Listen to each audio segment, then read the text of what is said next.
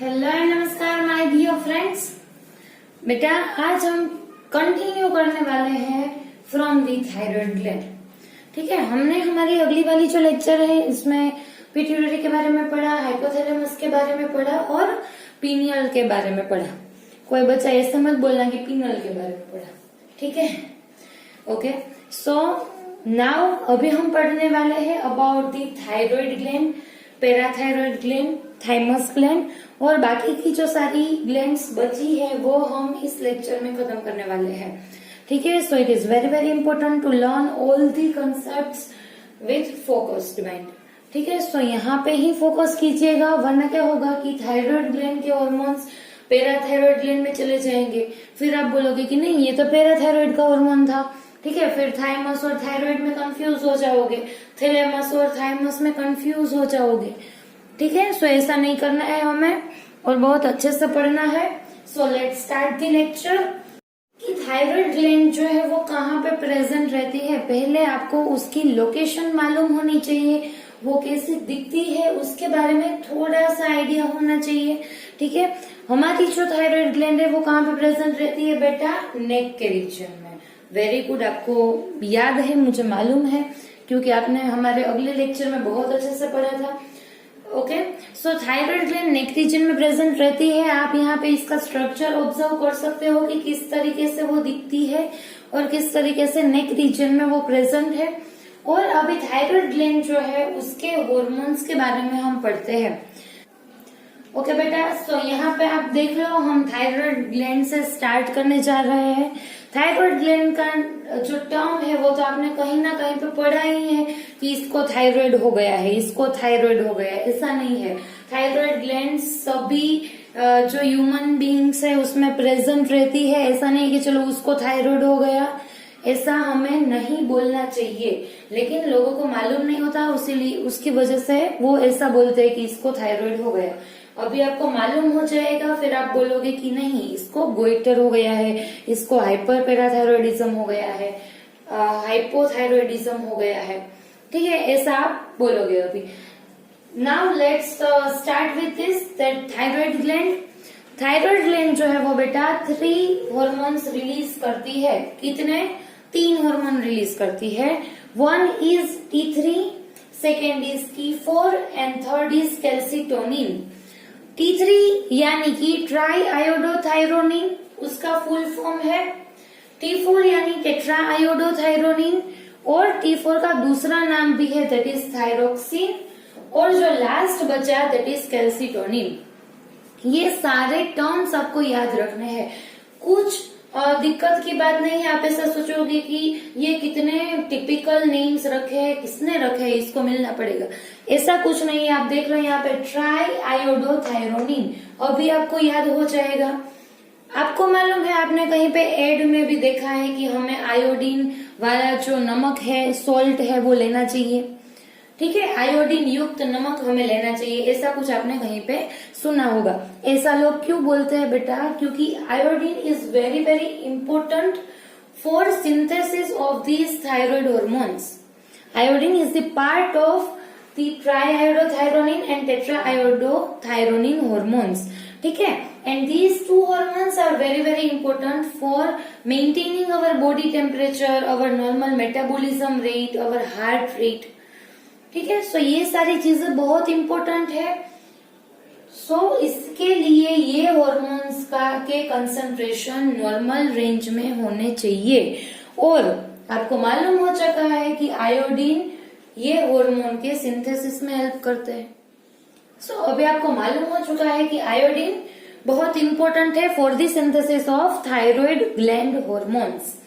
ठीक है, अभी आप यहाँ पे देख लो कि मैंने लिखा है ट्राई आयोडोथायरोनिन, यानी कि जो T3 हार्मोन है उसके अगर हम स्ट्रक्चर की बात करते हैं, अगर आप T3 मॉलिक्यूल के स्ट्रक्चर में जाके देख लो तो आपको मालूम हो जाएगा कि ट्राई आयोडोथायरोनिन में 3 आयोडीन मॉलिक्यूल प्रेजेंट है। कितने? 3 आयोडीन। और टेट्रा आयोडोथायरोनिन में 4 आयोडीन मॉलिक्यूल प्रेजेंट रहते हैं। यानी अगर आप आयोडीन वाला सॉल्ट नहीं लेते या फिर आयोडीन की अगर आपकी बॉडी में कमी होगी, then ये T3 and T4 hormones will not synthesize in your body। वो आपकी बॉडी में प्रोड्यूस नहीं हो पाएंगे T3 and T4 hormones।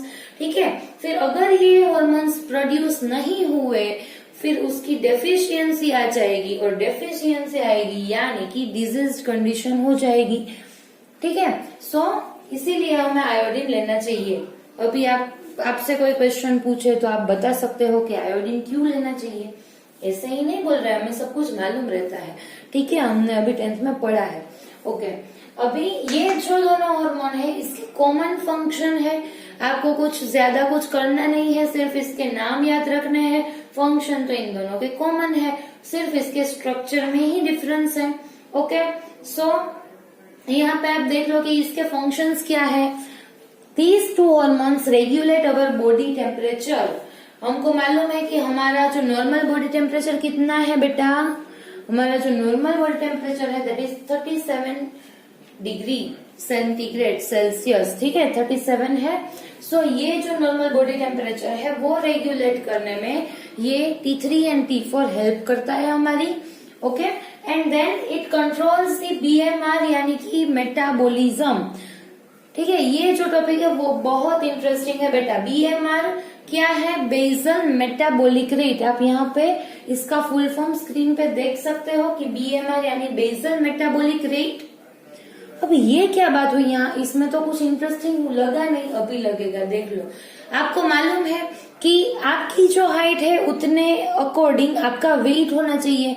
अगर आपकी हाइट लंबी है और सिर्फ वेट देख लो, सिर्फ अगर आपकी हाइट 5.5 है और अगर आप अपना वेट देख लो तो 42-43 है, यानी कि क्या हो जाएगा, आप बहुत ही वीक दिखते हो। ठीक है, बहुत ही पतले हो, सूखे।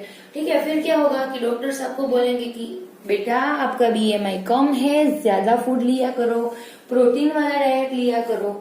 ठीक है, सो ये सारी चीजें जो है वो ये T3 एंड T4 कंट्रोल करता है। BMI एक टर्म है जिसका मीनिंग है बॉडी मास इंडेक्स, यानी कि आपकी हाइट के अकॉर्डिंग आपका वेट कितना है वो आपको ये BMI इंडिकेट करता है। BMI के बारे में आपने कहीं ना कहीं पे तो सुना होगा।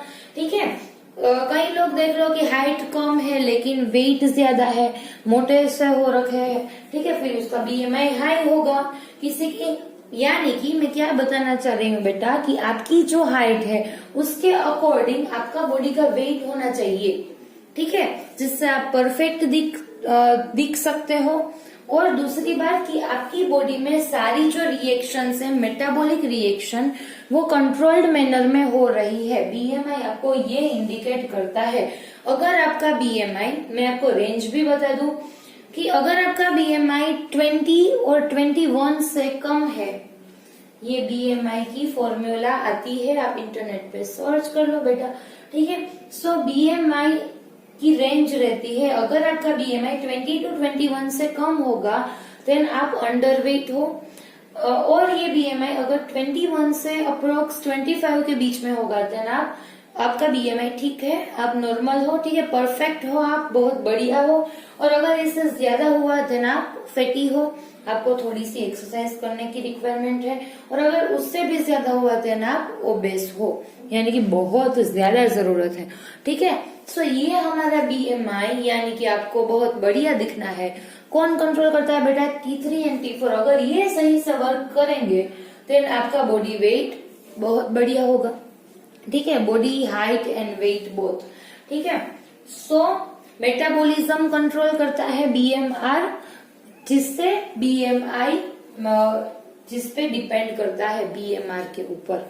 ठीक है, मेटाबॉलिज्म यानी क्या है बेटा? कई सारे बच्चों को उसमें भी डाउट रहता है कि मेटाबॉलिज्म यानी क्या है बेटा। मेटाबॉलिज्म यानी कि कई सारी चीजें हम अपनी डाइट में लेते हैं, यानी कि प्रोटीन, विटामिन, फैट और यू कैन से लिपिड, कार्बोहाइड्रेट्स, जो कि हम भर के लेते हैं। ठीक है, सो ये जो सारी चीजें हैं वो हम क्यों लेते हैं? क्योंकि वो हमें एनर्जी प्रोवाइड करे, दूसरी तो कोई बात नहीं। ऐसा नहीं कि चलो हमें अच्छा लगता है इसीलिए लेते हैं, लेकिन मेन पर्पस क्या है हमारा कि वो हमें एनर्जी प्रोवाइड करते हैं जिससे हम अपनी रूटीन नॉर्मल एक्टिविटीज परफॉर्म अच्छे से कर सकते हैं। ठीक है, सो ये जो सारी हमने चीजें ली, ये जो सारे बायोमोलिक्यूल्स हमने डाइट में लिए, उसका प्रॉपर ब्रेकडाउन भी होना चाहिए। आपने देखा कि ग्लूकोज का ब्रेकडाउन जब होता है तब उसमें से एटीपी का फॉर्मेशन होता है जिसको हम रेस्पिरेशन बोलते हैं। ठीक है, जो जिसका क्वेश्चन मैंने डाला था आपकी एग्जाम में। ठीक है, रेस्पिरेशन इन ह्यूमन, कई सारे बच्चे उसमें ब्रीदिंग के बारे में लिख के आए हैं। ठीक है, so breathing and respiration both are different things. Okay, so मैं आपको क्या बता रही थी मेटाबॉलिज्म के बारे में। सो ये जो ग्लूकोज है, प्रोटीन है, लिपिड है, वो अच्छी तरीके से हमारी बॉडी में ब्रेकडाउन होने चाहिए। अच्छी तरीके से उसमें से दूसरे जो स्ट्रक्चर्स है हमारे बॉडी के लिए वो बनने चाहिए। यानी कि जैसे ही कोई बायोमोलिक्यूल हमारी बॉडी में घुसता है फिर उसके साथ कौन सी प्रोसेसेस होती है, कई सारी प्रोसेसेस होती है, उसे बोलती है मेटाबॉलिज्म। क्लियर? ओके, अभी हार्ट रेट भी ये दोनों हार्मोन्स कंट्रोल करते हैं हमारी। ठीक है, person to person heart rate vary करती है। आपको मालूम है कि नॉर्मल जो हार्ट रेट है वो 72 जितनी रहती है पर मिनट। ठीक है, 72 पर मिनट हार्ट बीट हमारी। ठीक है, सो लेकिन ये पर्सन टू पर्सन वेरी करता है। कई सारे अपनी हार्ट बीट चेक करते हैं और बोलते हैं नहीं मैडम मेरी तो सिर्फ 60 है पर मिनट, और कई सारे देख लो कुछ नहीं किया होता फिर भी 80 to 85 जितनी रहती है। सो ये वेरी करता है ये नंबर भी, लेकिन वो किसके ऊपर डिपेंड करता है बेटा? T3 एंड T4 के ऊपर डिपेंड करता है। ओके, अभी हम कैल्सीटोनिन के बारे में पढ़ते हैं। कैल्सीटोनिन यानी कि इसके नाम पे से ही आपको मालूम हो रहा है बेटा कि ये क्या करता है। कैल्सीटोनिन जो कि हमारे बोन्स का एक अच्छा सा दोस्त है। ठीक है, जिसे हम बेस्ट फ्रेंड बोलते हैं, ऐसा कैल्सीटोनिन हमारे बोन्स का बेस्ट फ्रेंड है लेकिन हमारे ब्लड का बेस्ट फ्रेंड नहीं है, उसका दुश्मन है। ठीक है, इसको ब्लड अच्छा नहीं लगता। सो कैल्सीटोनिन क्या करेगा बेटा कि बोन का फ्रेंड है, बोन्स का, यानी कि अभी ये जाके बोन्स में कैल्शियम लेवल इंक्रीज कर देगा। जो भी कैल्शियम उसको डाइट में से मिलेगा उसको उठा के बोन्स में डाल देगा, यानी कि हमारी बोन्स जो है उसको स्ट्रांग बनाएगा। लेकिन ये ब्लड का दुश्मन है, यानी कि क्या कर देगा? ब्लड में कैल्शियम लेवल डिक्रीज कर देगा। ठीक है, सो कैल्सीटोनिन का फंक्शन क्या है कि बोन में कैल्शियम का लेवल बढ़ा दे और ब्लड में डिक्रीज कर दे। लेकिन अगर आप मान लो, सोच लो कि थायराइड ग्लैंड में किसी को कैंसर हो गया, ठीक है, सो क्या होगा कि ज्यादा अमाउंट में कैल्सीटोनिन प्रोड्यूस होगा। अगर ये ज्यादा अमाउंट में प्रोड्यूस हुआ फिर आप देख लो क्या होगा कि आपके जो बोन्स है उसमें ज्यादा कैल्शियम डिपोजिट हो जाएगा और ब्लड में कैल्शियम बचेगा ही नहीं। उससे क्या हो सकता है? ब्लड में भी कैल्शियम की रिक्वायरमेंट है हमारी नॉर्मल एक्टिविटीज करने के लिए, हमारे मसल्स को मूव कराने के लिए, हमारे नर्वस सिस्टम के जो सिग्नल है वो पास करने के लिए। दूसरी जगह पे भी तो है कैल्शियम की रिक्वायरमेंट। ठीक है, सो कहीं पे भी ये कैल्शियम रहने ही नहीं देगा और सारी जगह से कैल्सीटोनिन जो है वो कैल्शियम लेके बोन्स में डाल देगा। ठीक है, जिससे हमारे ब्लड में लो कैल्शियम लेवल हो जाएगा, जिससे और भी कई सारी दिक्कत होने के चांसेस बढ़ जाते हैं। क्लियर बेटा? सो थायराइड ग्लैंड हमने यहाँ पे खत्म किया। थायराइड ग्लैंड में से 3 हार्मोन निकलते हैं, T3 यानी कि ट्राईआयोडोथायरोनिन, T4 यानी टेट्राआयोडोथायरोनिन एंड कैल्सीटोनिन। यहाँ पे ही रिवाइज कर लो, यहाँ पे ही याद कर लो। ठीक है, फिर नोट्स बनानी है बहुत अच्छे से जिसमें ये सारी चीजें आपको इंक्लूड करनी है बेटा। ठीक है, ऐसा नहीं चलेगा कि सिर्फ यहाँ पे लिखा है अभी इसका स्क्रीनशॉट लेके नोट्स बना दी, ऐसा नहीं चलेगा। ठीक है, अगर ऐसा किया फिर आपको प्रॉब्लम हो जाएगी। ओके, सो और आपके लिए भी अच्छा नहीं। आप तो मैच्योर हो, सब जानते ही हो कि अगर आपने अभी ऐसा किया देन बोर्ड्स में आपको, ठीक है, सो मैं तो बोलती हूँ अच्छे से पढ़ो। Okay, so T3, T4 and calcitonin, T3, T4 का एक ही फंक्शन है, रेगुलेट बॉडी टेम्परेचर, मेटाबॉलिज्म, को कंट्रोल करता है, हार्ट रेट हमारी कंट्रोल करता है। कैल्सिटोनिन बोन्स का फ्रेंड है लेकिन ब्लड का फ्रेंड नहीं है, यानी कि वो बोन्स को जाके कैल्शियम दे देगा, बोन्स के ऊपर कैल्शियम का डिपोजिशन करवा देगा और ब्लड में से कैल्शियम डिक्रीज कर देगा। अभी आ जाओ, यहाँ पे लिखा है मैंने पैराथायरॉइड ग्लैंड। थायराइड के पीछे आप यहाँ पे देख सकते हो फिगर में, बहुत बढ़िया फिगर है ये, कि थायराइड के पीछे मैंने पैराथायरॉइड ग्लैंड जो है यहाँ पे आप देख लो लोकेटेड है। ठीक है, कैसी दिखती है वो भी आप देख सकते हो, हमारी पैराथायरॉइड ग्लैंड, जिसमें से रिलीज हो रहा है हार्मोन पैराथायरॉइड हार्मोन। कितना इजी, पैराथायरॉइड ग्लैंड का हार्मोन है पैराथायरॉइड हार्मोन, जिसका शॉर्ट फॉर्म आपको याद रखना है, दैट इज PTH। ओके, अभी इसके केस में थोड़ा सा उल्टा है बेटा, थायराइड से उल्टा पैराथायरॉइड, यानी कि देख लो यहाँ पे कैल्सिटोनिन क्या कर रहा था बेटा, बोन्स का फ्रेंड था, लेकिन ये जो बंदा है पैराथायरॉइड ग्लैंड, उसका जो हार्मोन है उसमें क्या हो रहा है, आप देख लो यहाँ पे कि कैल्शियम लेवल ब्लड में इंक्रीज कर रहा है जाके और बोन में डिक्रीज कर रहा है। ठीक है, ये बोलता है अभी मुझे तुम्हारे साथ फ्रेंडशिप नहीं करनी है, मैं ब्लड के साथ फ्रेंडशिप करूंगा, इसको ब्लड अच्छा लगता है। ठीक है, आप ऐसा करके याद कर सकते हो, ऐसा कुछ है नहीं, सिर्फ आपको याद करवाने के लिए मैं ये एग्जांपल्स आपको दे रही हूँ।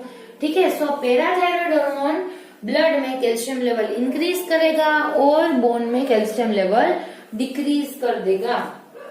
ठीक है, कैल्सिटोनिन से उल्टा है। अभी यहाँ पे भी आप देख सकते हो कि अगर पैराथायरॉइड हार्मोन जितना चाहिए उससे ज्यादा बढ़ गया, फिर क्या होगा कि ब्लड में कैल्शियम लेवल वो बढ़ाता है और बोन में डिक्रीज करता है। अभी ये बढ़ गया, क्या होगा, आप लॉजिकली सोच सकते हो कि बोन में से ज्यादा वो कैल्शियम निकाल के, चलो दे दो मुझे ब्लड को देना है, सो बोन में से ज्यादा कैल्शियम खींच के वो ब्लड को दे देगा, यानी कि इसकी वजह से क्या होगा, आपके बोन्स जो है वो वीक हो जाएंगे। ठीक है, बोन्स में से कैल्शियम चला जाएगा। ठीक है, फिर टूटने फूटने के चांसेस बढ़ जाएंगे, यानी कि ज्यादा कुछ भी अच्छा नहीं है। ठीक है, सब चीजें करनी चाहिए। सो ये तो हार्मोन की बात हो गई, पैराथायरॉइड हार्मोन के फंक्शंस आपको आ गए। अभी एक बात और मैं आपको थायराइड ग्लैंड के बारे में बता दूं, इसके बारे में जो थोड़ी सी रह गई थी, कि अगर ये दोनों हार्मोन का लेवल डिक्रीज हो जाएगा उसको हम बोलेंगे हाइपोथायरॉइडिज्म, यानी कि ये दोनों हार्मोन्स डिक्रीज हो गए हैं। और अगर बढ़ जाएगा देन हम इसको बोलेंगे हाइपर थायरॉइडिज्म। ये हाइपो था यानी कि डिक्रीज, अभी हाइपर, ये दोनों की बात कर रहे हैं। कैल्सिटोनिन के रिलेटेड जो डिजीज है वो आपको याद नहीं करना है। अगर आप देख लो कि थायराइड ग्लैंड के हार्मोन्स जरूरत से ज्यादा डिक्रीज हो गए तो क्या हो जाएगा, गोइटर हो जाएगा, यानी कि स्वेलो हो जाएगी हमारी पूरी की पूरी थायराइड ग्लैंड। ठीक है, सो ये गोइटर, हाइपोथायरॉइडिज्म और हाइपरथायरॉइडिज्म आपको याद रखनी है, इजी है। ठीक है, एंड देन पैराथायरॉइड ग्लैंड वो तो हमने कर ली। अभी now the thymus gland. Thymus gland कहाँ पे लोकेटेड थी बेटा, थाइमस ग्लैंड हार्ट के नियर, कहाँ पे, कहीं पे जो हार्ट है हमारा उसके ऊपर, जो वहां पे ब्रेस्ट बोन्स प्रेजेंट रहती है उसके ऊपर प्रेजेंट रहती है। ठीक है, सो ये थाइमस ग्लैंड। अभी थाइमस ग्लैंड बहुत इंटरेस्टिंग है। ठीक है, यहाँ पे ध्यान देना, थाइमस ग्लैंड में से 3 हार्मोन रिलीज होते हैं, थाइमोसिन, थाइमोपोएटिन एंड थाइम्यूलिन, लेकिन हमें ये दोनों हार्मोन याद नहीं करने हैं। ठीक है, आप बोलोगे कि कितना याद करें मैडम, ठीक है चलो कोई बात नहीं, ये दोनों हमें याद नहीं करने हैं। ठीक है, क्योंकि ये दोनों अभी आप अगर याद नहीं करोगे तो चलेगा, क्योंकि ये बोर्ड के एग्जाम्स में नहीं पूछते हैं। ठीक है, ये थोड़ा सा हाई लेवल हो गए, ये तो सिर्फ मैं आपको इन्फॉर्मेशन देना चाहती थी इसीलिए यहाँ पे लिखा है। ठीक है, लेकिन आपको मेन जो हार्मोन याद रखना है दैट इज थाइमोसिन। ठीक है, ये दोनों नहीं याद करोगे चलेगा, कोई बात नहीं। Thymus gland that releases the thymosin hormone. अभी थाइमोसिन क्या करता है बेटा, it increase the formation of lymphocytes and very very important for our immunity, और you can say for our immune system.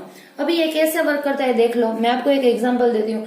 आप किसी छोटे बच्चे को ले लो और किसी ओल्ड एज अपनी ग्रैंड मदर को ले लो, ठीक है। अभी क्या होगा कि दोनों के हैंड पे एक कट कर दिया, ऐसा करना नहीं है, ठीक है, सिर्फ ऐसा इमेजिन कीजिए, वरना ग्रैंड मदर आके मुझे डांट देगी आपकी, ठीक है।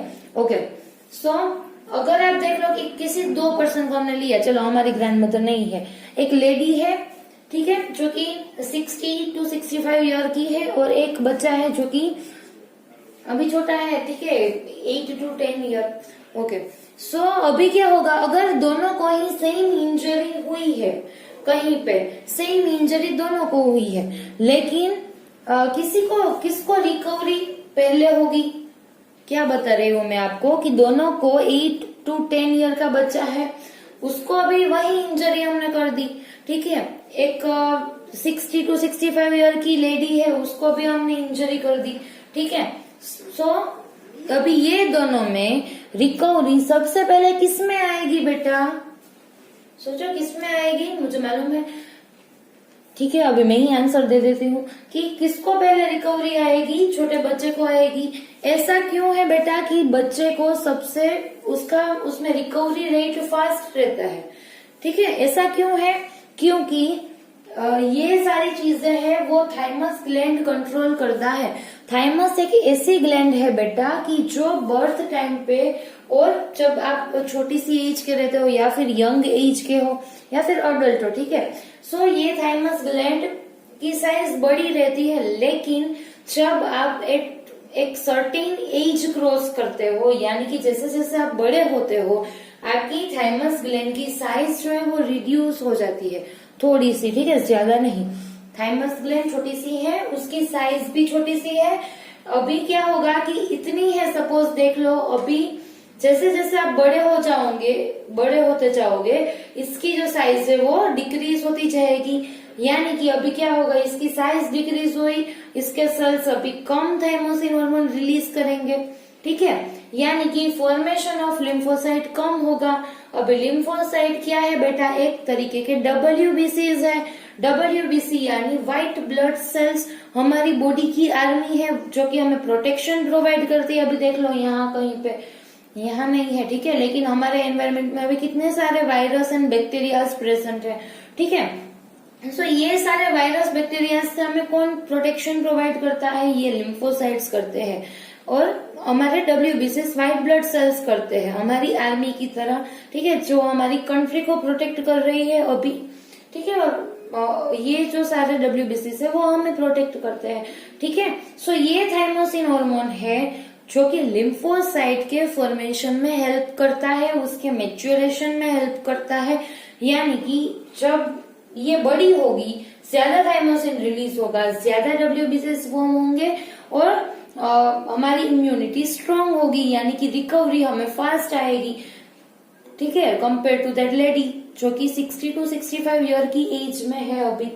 ओके, सो थाइमोसिन हार्मोन का फंक्शन जो है आप ऐसे याद कर सकते हो विथ एग्जांपल, जिससे क्या होगा कि आपको इजीली याद हो जाएगा, ठीक है। मैं ज्यादा से ज्यादा एग्जांपल्स आपको देने की ट्राई करूंगी, जिससे आप सारे कंसेप्ट्स और इसके फंक्शंस याद कर सको। ओके, अभी 3 ग्लैंड हो गई है यहाँ पे। अभी हम करने वाले हैं adrenal gland, pancreas and testis and ovaries. कितना कम बचा है, ठीक है। अभी हम फटाफट ये सारी चीजें भी कर लेते हैं। ओके बेटे जी, सो यहाँ पे मैंने पेनक्रियाज लिख दिया है, then adrenal gland and then 2 more glands that are testes and ovaries. उसके बारे में अभी हमें पढ़ना बाकी है, ठीक है। So be ready. Here in pancreas is a heterocrine gland. आपको मालूम है कि पेनक्रियाज जो है वो एंडोक्राइन फंक्शन भी परफॉर्म करता है और एक्सोक्राइन फंक्शन भी परफॉर्म करता है, ठीक है। इसके पास दोनों ही कैपेसिटी है। ओके, सो इसका एंडोक्राइन जो फंक्शन है जिसमें ये हार्मोन्स रिलीज करता है, सो कितने टाइप के हार्मोन रिलीज करता है, 2 टाइप के, इंसुलिन एंड ग्लूकागोन। आपको मालूम है बेटा, इंसुलिन के बारे में तो आपने सुना ही है, और मैंने भी अभी तक कितने सारे एग्जांपल्स इंसुलिन के रिलेटेड दिए हैं, ठीक है, क्या करूँ, चॉकलेट्स के रिलेटेड एग्जांपल्स याद आते हैं, फिर इंसुलिन ही आएगा। ओके, सो इंसुलिन का फंक्शन क्या है बेटा, it decrease blood glucose level and convert extra glucose into glycogen. ठीक है, अभी मैंने बताया कि चॉकलेट्स के एग्जांपल, ठीक है, उसका ही एक एग्जांपल अभी हम ले लेते हैं कि आपने ज्यादा अमाउंट में चॉकलेट्स कंज्यूम की है, देन क्या होगा कि आपके ब्लड में शुगर का लेवल बढ़ जाएगा। अभी हाई शुगर लेवल हमें नहीं चाहिए, इसीलिए पेनक्रियाज में से इंसुलिन रिलीज होगा। ठीक है, सो पेनक्रियाज ने इंसुलिन रिलीज किया, इंसुलिन जाके जो एक्स्ट्रा ग्लूकोज होगा हमारे ब्लड में, ठीक है, उसको पहले सेल में डालेगा। ठीक है, ताकि सेल जो है वो ग्लाइकोलिसिस के प्रोसेस में उसको यूटिलाइज कर ले। वो जो प्रोसेस है ना ग्लूकोज में से पाइरूवेट फॉर्मेशन की, उसको ग्लाइकोलिसिस बोलते हैं, हमने रेस्पिरेशन में पढ़ा है। ठीक है, फिर वो क्या करेगा कि जो ब्लड में एक्स्ट्रा ग्लूकोज है उसको पकड़ पकड़ के सेल को दे देगा कि ये लो, तुम भी लो, तुम भी लो। सारे सेल्स को जितना ग्लूकोज चाहिए उतना दे देगा कि चलो ले ही लो, अभी हमारे पास ज्यादा ग्लूकोज है। ठीक है, तुम भी क्या याद रखोगे, लेकिन अभी भी ज्यादा है ब्लड में। फिर ये जो अभी एक्स्ट्रा ग्लूकोज बचा है उसको हम वेस्ट तो नहीं कर सकते कि चलो यूरिन में एक्स्ट्रा ग्लूकोज को जाने दे, ऐसा तो हमारी बॉडी नहीं करती। ठीक है, फिर वो क्या करेगी, हमारी बॉडी जो ग्लूकोज है एक्स्ट्रा ग्लूकोज उसको ग्लाइकोजन में कन्वर्ट कर देगी। Glycogen is the storage form of energy, हमने पढ़ के रखा है बेटा जी कि ग्लाइकोजन जो है वो एनिमल सेल में है और प्लांट में क्या है, स्टार्च रहता है। ठीक है, सो यहाँ पे मैंने लिखा है, सो इंसुलिन क्या करेगा बेटा कि एक्स्ट्रा जो ग्लूकोज है उसको ग्लाइकोजन में कन्वर्ट कर देगा, जिससे फिर से ब्लड में नॉर्मल ग्लूकोज का लेवल आ जाए। इतना क्लियर हो गया। लेकिन अभी कई सारे पेशेंट्स ऐसे हैं जिसमें इंसुलिन प्रॉपर अमाउंट में रिलीज नहीं हो पाता। ठीक है, उसको ये जो कंडीशन है इसे हम डायबिटीज बोलते हैं। लेकिन अभी आपको पूरा इसका जो टर्म है वो याद रखना होगा। अगर इंसुलिन की डेफिशिएंसी हो गई और हमारे ब्लड में ज्यादा ब्लड में शुगर का लेवल अगर रहता है उसको हम बोलते हैं डायबिटीज मेलाइटस, जो कि मैंने यहाँ पे स्क्रीन पे दिया है, आप देख लो इसका स्पेलिंग, डायबिटीज मेलाइटस, जिसमें constant high blood glucose level रहता है। फिर ऐसे जो पेशेंट्स है वो उसकी मेडिसिन लेते हैं या फिर उसके इंजेक्शंस भी अवेलेबल है, जिससे जो कंडीशन है वो कंट्रोल में आ जाए। ओके बेटा जी, अभी पेनक्रियाज का जो दूसरा हार्मोन है दैट इज ग्लूकागोन, ये जो है वो इंसुलिन का रिवर्स वर्क करता है। कैसे, थायराइड में कैल्सिटोनिन का रिवर्स कौन कर रहा था बेटा, पैराथायराइड हार्मोन, उसी तरीके से यहाँ पे इंसुलिन का जो फंक्शन है उसका रिवर्स फंक्शन परफॉर्म करता है हमारा ग्लूकागोन। यानी कि वो क्या करेगा, अभी आप देख लो कि आपने फास्ट कर दिया, आपने कुछ खाया नहीं, ठीक है, फिर क्या होगा कि आपको बाहर से कार्बोहाइड्रेट्स नहीं मिल रहे, इसकी वजह से क्या होगा कि आपका जो ब्लड है उसमें शुगर का लेवल, ग्लूकोज का लेवल डाउन हो जाएगा। अब ये भी हमें नहीं अच्छा लगता।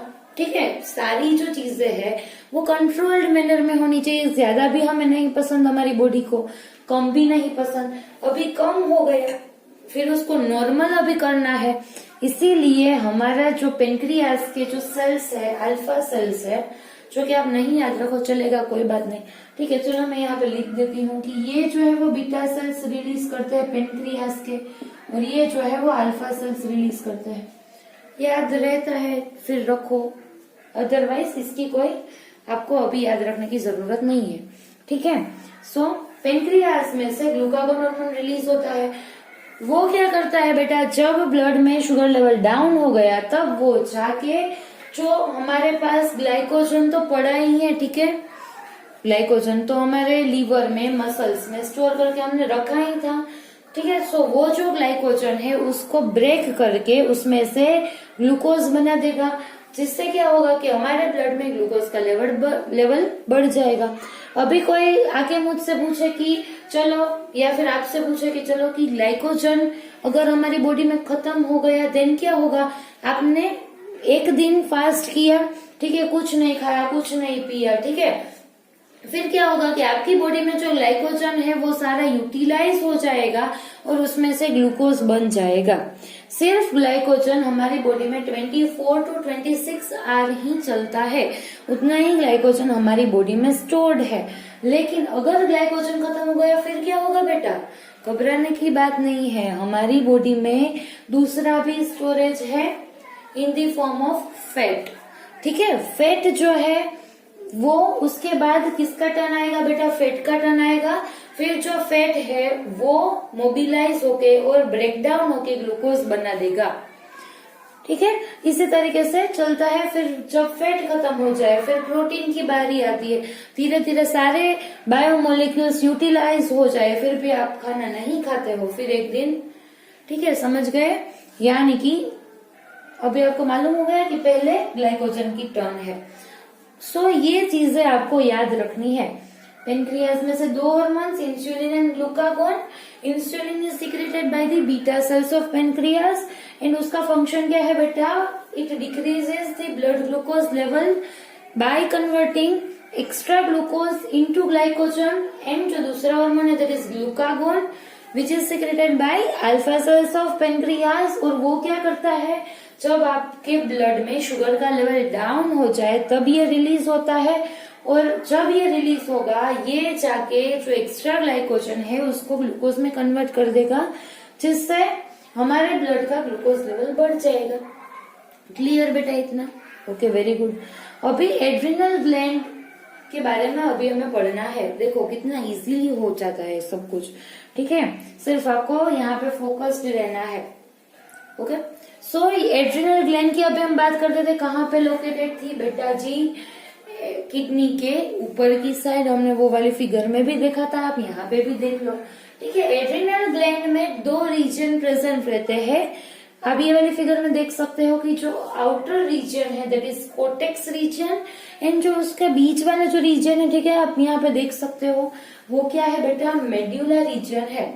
और आप कहीं पे भी जाओ ऐसे टर्म्स पढ़ते हो कि कोर्टेक्स है, मेड्यूला है, तो आपको समझ ही जाना है कि कोर्टेक्स जब आएगा तब वो बाहर वाले रीजन की बात करता है, और जब मेड्यूला आएगा तब वो मिडल वाले रीजन के बारे में बता रहा है, आपको इंडिकेट कर रहा है। ओके, अभी कोर्टेक्स रीजन जो है उसमें से 3 तरीके के हॉर्मोन्स रिलीज होते हैं। हिम्मत से काम लो, ठीक है, ये भी आ जाएगा। कोर्टेक्स में 3 हार्मोन रिलीज होते हैं, मिनरलोकोर्टिकोइड, ग्लूकोकोर्टिकोइड एंड सेक्स कोर्टिकोइड। कितना इजी है देख लो, सी पे से सी वाले हार्मोन याद रखना है। कोर्टिकोइड्स, कोर्टिकोइड्स, कोर्टिकोइड्स, तीनों कोर्टिकोइड्स ही है। कोर्टेक्स के कोर्टिकोइड्स, इजी, ठीक है। अभी कोर्टेक्स के कोर्टिकोइड्स में भी पहला है मिनरलोकोर्टिकोइड। मिनरल्स आपको मालूम है, मिनरल्स जो है, ठीक है। So first is मिनरलोकोर्टिकोइड। अभी ये मिनरल के रिलेटेड है, सो इसका फंक्शन भी मिनरल के रिलेटेड होगा। क्या कर रहा है देख लो, control the salt and water concentration in our body, ठीक है, कि हमारी बॉडी में सॉल्ट का जो अमाउंट है, वाटर का जो अमाउंट है, ये सारा कंट्रोल कौन करता है बेटा? मिनरलोकोर्टिकोइड करता है। हमारे किडनी में कैसे कंट्रोल करेगा बेटा? आप सोच सकते हो, अगर आपको 6th चैप्टर अच्छे से आ रहा है, नेफ्रॉन का स्ट्रक्चर अच्छे से आ रहा है, तब आपको मालूम हो जाएगा, आप लॉजिकली आपके कंसेप्ट यहाँ पे अप्लाई कर सकते हो कि जो मिनरलोकोर्टिकोइड है वो क्या करेगा बेटा? हमारे जो नेफ्रॉन्स जो है, हमारे नेफ्रॉन्स किडनी में जो प्रेजेंट है, ये मिनरलोकोर्टिकोइड जाके नेफ्रॉन की जो एक्शन है उसको कंट्रोल करेगा, ठीक है। अब अगर आपकी बॉडी में वाटर का अमाउंट कम है, आपको कई घंटों से पानी नहीं मिला है, देन क्या होगा? मिनरलोकोर्टिकोइड जो है वो नेफ्रॉन की रीएब्जॉर्प्शन की जो प्रोसेस है उसको कंट्रोल करेगा और वाटर के रीएब्जॉर्प्शन को डिक्रीज करवा देगा। समझ आ रही है बात? आपको मालूम है कि नेफ्रॉन में 3 प्रोसेसेस हो रखी थी, filtration, reabsorption and secretion. Very good. अभी रीएब्जॉर्प्शन में क्या होता था कि जो वाटर है, जो सारे वाटर जो है वो नेफ्रॉन में से कहा जा रहे हैं बेटा? ब्लड में जा रहे हैं, ठीक है। सो अगर आपकी बॉडी में वाटर का अमाउंट कम है, ठीक है, पहले हम कम वाली सिचुएशन के बारे में सोचते हैं। अगर आपकी बॉडी में वाटर का लेवल डाउन है देन क्या होगा, मिनरलोकोर्टिकोइड जाके क्या कर देगा, रीएब्जॉर्प्शन की जो प्रोसेस है जिसमें नेफ्रॉन में से ब्लड में वाटर जा रहा है वो वाली प्रोसेस को बढ़ा देगा, जिससे क्या होगा कि ब्लड में ज्यादा से ज्यादा वाटर ब्लड में चला जाएगा, यानी कि अभी यूरिन में नहीं निकलेगा, ठीक है। सो इसी तरीके से वो हमारे बॉडी में वाटर लेवल को कंट्रोल करता है। और उसी तरीके से ही आपको मालूम है पीसीटी में सोल्ट्स, सोडियम है, पोटेशियम है, कैल्शियम है, वो तो अदर मिनरल्स है, उसका भी रीएब्सॉर्प्शन होता है। सो वो वाली जो मैकेनिज्म है नेफ्रॉन के जो एक्शन है वो मिनरलोकोर्टिकोइड कंट्रोल करता है। आपको अभी सिर्फ इतना याद रखना है बेटा कि ये जो है हमारी बॉडी में सोल्ट एंड वाटर के लेवल को मेंटेन रखेगा, ठीक है। अभी इसका एग्जांपल है अल्डोस्टेरोन। मैंने ये सारी बातें आपको क्यों बताई, क्योंकि सिर्फ हमें रट्टा नहीं मारना है, ठीक है, आपको इसके कंसेप्ट के बारे में भी थोड़ा सा मालूम होना चाहिए। सो इसीलिए मैंने आपको बताया।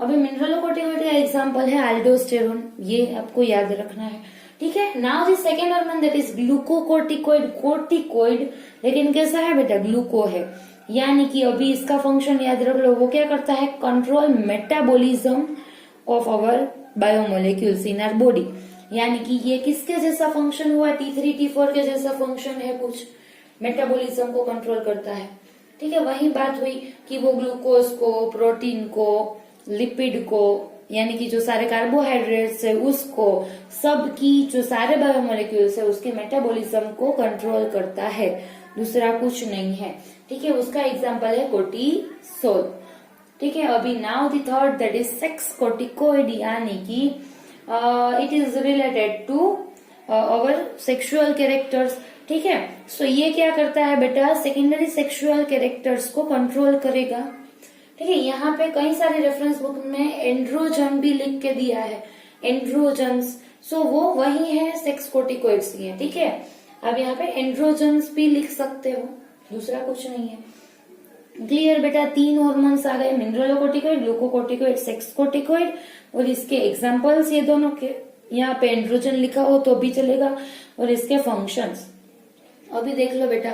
अगर एड्रिनल कोर्टेक्स के किसी भी हार्मोन में ज्यादातर मिनरलोकोर्टिकोइड से होता है, लेकिन जब एड्रिनल कोर्टेक्स के हार्मोन्स में कहीं पे भी रुकावट आ गई या फिर इसके लेवल्स डिक्रीज हो गए, फिर क्या होगा बेटा, डिजीज होगा, ठीक है। अगर डेफिशिएंसी हो गई फिर डिजीज ही होगा, ठीक है।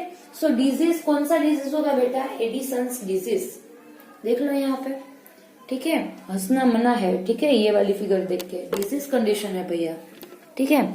सो देख लो यहाँ पे कि आप देख सकते हो कि एडिसन्स डिजीज हो जाएगा अगर कोर्टेक्स रीजन में के या फिर उसके हार्मोन में कहीं पे भी गड़बड़ी हो गई, ठीक है। फिर ऐसे सारे इसके सिम्टम्स भी ये वाली फिगर में आप देख सकते हो, ठीक है।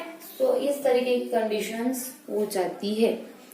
सो सारे हॉर्मोन्स के अमाउंट मेंटेन रहना बहुत नेसेसरी है, वही मैंने आपको अगली वाली लेक्चर में भी बताया था। ओके, सो चिल कीजिए, हैप्पी रहिए और अपना काम करते रहिए, नोट्स अच्छे से बनाते रहिए, ठीक है।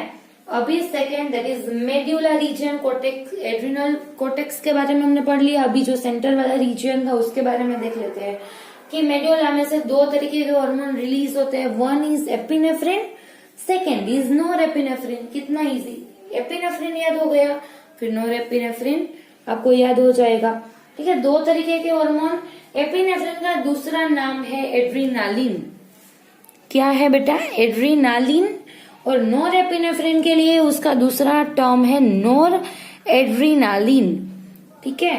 एपिनेफ्रिन, नोरेपिनेफ्रिन, एड्रीनालिन, नोर एड्रीनालिन। अभी देख लो दोनों का सेम ही फंक्शन है। वो जो चीज थी ना, मैंने आपको पहले एग्जांपल दिया था कि अगर आपके पीछे कुत्ता पड़ जाए फिर आप क्या करोगे, तब आपकी हार्ट रेट इंक्रीज हो जाएगी, ब्लड प्रेशर इंक्रीज हो जाएगा, ब्लड में शुगर लेवल इंक्रीज हो जाएगा। क्यों शुगर लेवल क्यों बढ़ेगा, क्योंकि तब आपको एनर्जी की ज्यादा रिक्वायरमेंट है, फिर ग्लूकोज तो चाहिए ना, उसमें से ही एटीपी बनेगा, ठीक है। सो ये दोनों हार्मोन्स क्या करते हैं बेटा, वही सारी चीजें करते हैं जब आपको सडनली कुछ ऐसी चीज हुई आपके साथ जो कि नहीं होनी चाहिए और जिसको आप टॉलरेट नहीं कर सकते, या फिर अभी आपको उसको टॉलरेट करना होगा, ठीक है, अनएक्सपेक्टेड थिंग्स। सो तब क्या होता है, एपिनेफ्रिन और एपिनेफ्रिन रिलीज होना स्टार्ट हो जाते हैं और वो जाके आपकी हार्ट की रेट को बढ़ाते हैं क्योंकि ज्यादा ऑक्सीजन चाहिए, ब्लड प्रेशर बढ़ा देंगे, ब्लड शुगर लेवल बढ़ा देंगे, ठीक है। सो ये जब स्ट्रेस वाली कंडीशन होगी तब ये हार्मोन्स रिलीज होते हैं, क्योंकि तब आपको वो स्ट्रेस को ओवरकम करना है, उसको टॉलरेट करना है, इसीलिए, ठीक है। सो ये आपको तब आपको बचाएगा वो स्ट्रेस कंडीशन से। क्लियर बात बेटा, एड्रिनल ग्लैंड कितनी इजी हो गई, कोर्टेक्स मेड्यूला इसके 3 इसके 2, सिंपल, ठीक है। नींद में भी ये सारे हार्मोन्स आपको आने चाहिए। क्लियर। अभी last but not least, that is testis and ovaries. बहुत इजी है बेटा, इसी तरीके से फोकस्ड रहिए, ठीक है।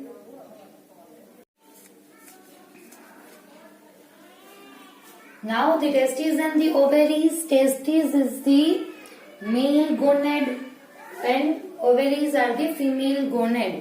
अबे गोनेड किससे बोलते हैं बेटा, जो मेन रिप्रोडक्टिव ऑर्गन्स रहते हैं, ठीक है, जो कि गैमेट्स फॉर्मेशन का रोल प्ले करते हैं, उससे बोलते हैं गोनेड्स। अभी मेल में क्या प्रेजेंट रहता है बेटा, टेस्टिस प्रेजेंट रहती है। कहाँ पे प्रेजेंट रहता है बेटा, ये इन द स्क्रोटम सेक, ठीक है। स्क्रोटम सेक में पेयर ऑफ टेस्टिस प्रेजेंट रहते हैं। अभी टेस्टिस जो है वो भी हेट्रोक्राइन ग्लैंड है जो कि स्पर्म प्रोडक्शन भी करते हैं एंड मेल सेक्स हार्मोन के प्रोडक्शन में भी इम्पोर्टेंट रोल प्ले करते हैं, ठीक है। अभी इसका एंडोक्राइन फंक्शन हम देख लेते हैं, क्योंकि इसका एक्सोक्राइन जो फंक्शन है वो अभी हम नेक्स्ट चैप्टर में देखेंगे, ठीक है। Now the male sex hormone that is testosterone, ठीक है। टेस्टिस जो है वो टेस्टोस्टेरोन रिलीज करते हैं। जो ये मेल सेक्स हार्मोन है, इसकी स्पेलिंग और इसका जो नेम है, जो टर्म है, वो आपको याद रखनी है, ठीक है। अभी ये जो है वो क्या करेगा बेटा, डेवलपमेंट ऑफ MRS यानी मेल रिप्रोडक्टिव सिस्टम। मेल की जो रिप्रोडक्टिव सिस्टम होगी उसके डेवलपमेंट में, उसके फंक्शन में टेस्टोस्टेरोन का बहुत बड़ा क्या बोलते हैं रोल रहेगा, ठीक है। अभी सेकेंडरी सेक्सुअल कैरेक्टर्स और secondary sexual characters you can से, टेस्टोस्टेरोन जो है वो मेल में हेयर ग्रोथ, मसल की जो स्ट्रेंथ इंक्रीज होना, ठीक है, जो चेस्ट की साइज इंक्रीज होना, जो बोन्स है वो थोड़े से स्ट्रोंग होना, ठीक है। ये सारी चीजें है वो मेल की सेकेंडरी सेक्सुअल कैरेक्टर्स में आती है, ठीक है। सो ये सारी चीजें टेस्टोस्टेरोन कंट्रोल करता है। And the third that is production of RBCs and sperms, ठीक है। स्पर्म के जो नंबर है वो भी टेस्टोस्टेरोन मेंटेन रखता है, यानी कि स्पर्म के प्रोडक्शन में ये जो है इसको बूस्ट करता है और इंक्रीज करता है, बढ़ाता है स्पर्म के प्रोडक्शन को, और आरबीसी काउंट भी इंक्रीज करता है। आप देख लो कि अगर हम मेल और फीमेल के आरबीसी के काउंट कंपेयर करें, इसकी नॉर्मल रेंज अगर हम कंपेयर करते हैं, देन मेल में आरबीसी के नंबर्स ज्यादा रहेंगे। इसी वजह से फीमेल की कंपेयर में मेल में जो क्या बोलते हैं हीमोग्लोबिन का जो हम टेस्ट करवाते हैं, ठीक है, हीमोग्लोबिन का लेवल भी हाई रहेगा किसमें, मेल में, क्योंकि आरबीसी काउंट ज्यादा है, अभी ज्यादा आरबीसी होंगे तो ज्यादा हीमोग्लोबिन उसमें होगा, ठीक है। सो हीमोग्लोबिन भी इंक्रीज होता है। क्लियर बेटा। सो ये बात आपको याद रखनी है। ये सारी चीजें, टेस्टिस जो है वो टेस्टोस्टेरोन रिलीज करता है जो कि मेल रिप्रोडक्टिव सिस्टम के डेवलपमेंट के, उसके सेकेंडरी सेक्सुअल कैरेक्टर में और आरबीसी का काउंट और स्पर्म के काउंट इंक्रीज करने में हेल्प करता है।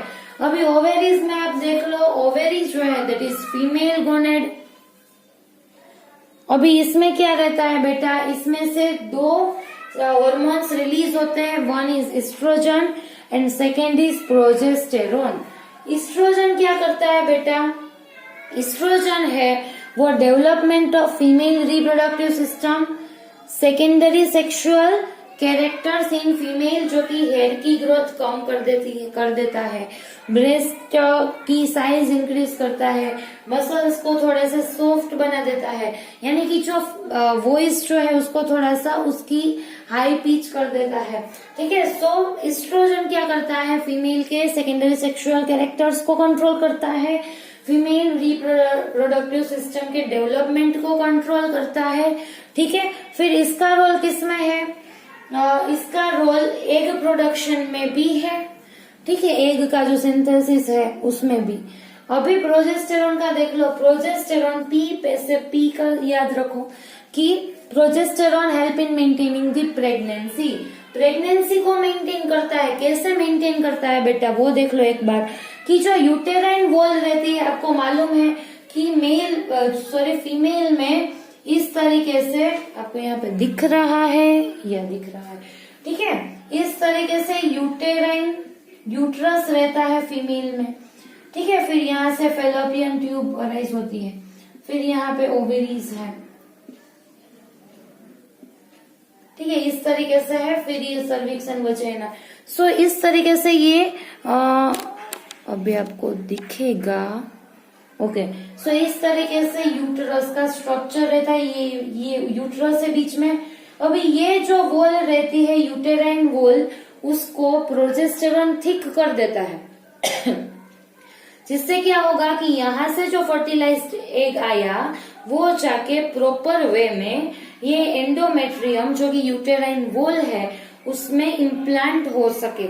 अभी ये थिक भी तो होनी चाहिए क्योंकि पूरा फीटस यहाँ पे ग्रो करेगा यूटरस में। अगर ये थिक नहीं होगी देन कैसे फर्टिलाइज्ड एग यहाँ पे इम्प्लांट हो सकेगा? ठीक है, नहीं हो पाएगा ना।